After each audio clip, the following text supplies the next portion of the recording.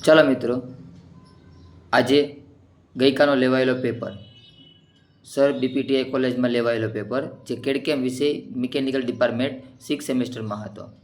તો મિત્રો, એ પેપરમાં તમે જોઈ શકો છો ડિસ્પ્લે ઉપર કે પેપર જે આવ્યો હતો એની જે આઈએમપી આપેલ એ આઈએમપી જ મોટાભાગની પૂછાયેલ.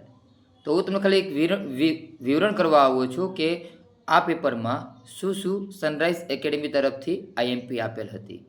તો મિત્રો, ક્વેશ્ચન 1 એ જુઓ, મોડેલિંગ અને સોલિડ મોડેલિંગ વચ્ચેનો તફાવત, જે ટ્યુશનમાંથી વિદ્યાર્થી મિત્રોને આઈએમપી આપવામાં આવ્યો હતો કે આ ફરજિયાત વાયરફ્રેમ મોડેલિંગ અને સોલિડ મોડેલિંગ તમારે પૂછાશે જ.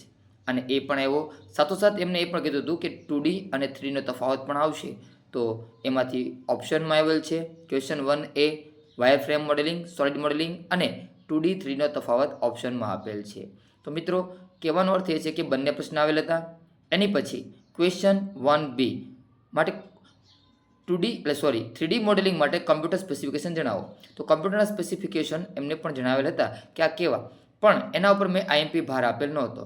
પણ એના હાથોમાં જે પ્રશ્ન છે કે કેડના કાર્યક્ષેત્રની યાદી બનાવો અને કોઈ પણ એક સમજાવો, જે આઈએમપી તરીકે આપેલ કે કેડના કાર્યક્ષેત્રની યાદી બનાવવાની છે અને કોઈ પણ એક એને સમજાવવાનું છે કે કેડ ક્યાં ક્યાં કાર્ય કરી રહ્યું છે. તો મિત્રો, ક્વેશ્ચન 1માંથી જે 4 પ્રશ્ન પૂછાયેલા છે એમાંથી 3 પ્રશ્ન આઈએમપી તરીકે આપેલ હતા અને એક પ્રશ્ન ફક્ત વાંચવા માટે આપેલ હતો. તો 3 પ્રશ્ન આઈએમપી હોવા. હવે ક્વેશ્ચન 2માં જઈએ. ક્વેશ્ચન 2માં જોઈ શકો છો કે કેડ સોલિડ મોડેલિંગમાં વપરાતી પ્યોર પ્રિમિટિવ્સ વિશે સમજાવો આકૃતિ સાથે. જે વેરી મોસ્ટ આઈએમપી ક્વેશ્ચન્સ એમને આપવામાં આવેલો હતો કે આ પ્યોર પ્રિમિટિવ્સ તમારે ફરજિયાત આવશે, જીટીયુની એક્ઝામમાં પણ આવશે. તો એ પ્રશ્ન પણ પૂછાયેલ. એની પછી સોલિડ મોડેલિંગમાં વપરાતા બુલિયન ઓપરેશન આકૃતિ સમજાવો ઓરમાં. આ પ્રશ્ન એકદમ પરફેક્ટ એમને આપેલ હતો. આ પ્રશ્ન એકદમ પરફેક્ટ એમને આપેલ હતો કે આ પ્રશ્ન 201% પૂછાશે, બુલિયન ઓપરેશન્સ. એટલે બંને પ્રશ્ન આઈએમપીમાં આપેલ ક્વેશ્ચન 2ના જે અથવામાં આવેલ.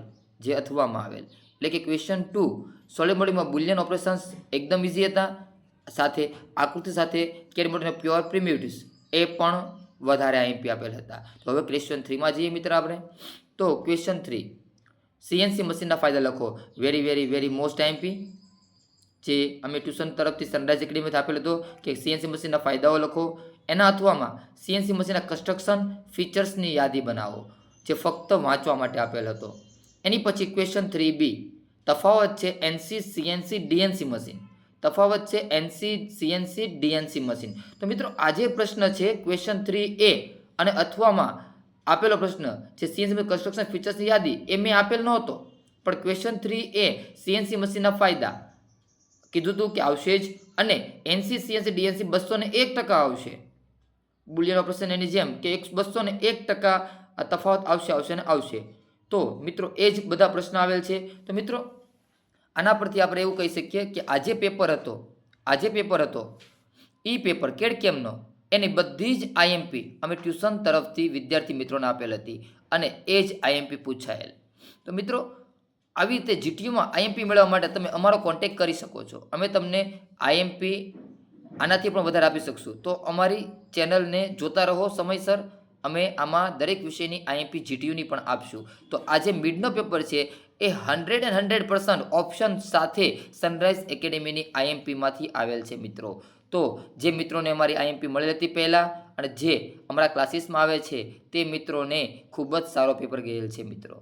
તો ચાલો મળીએ બીજા વિડીયોમાં બીજા આઈએમપી પેપર સાથે.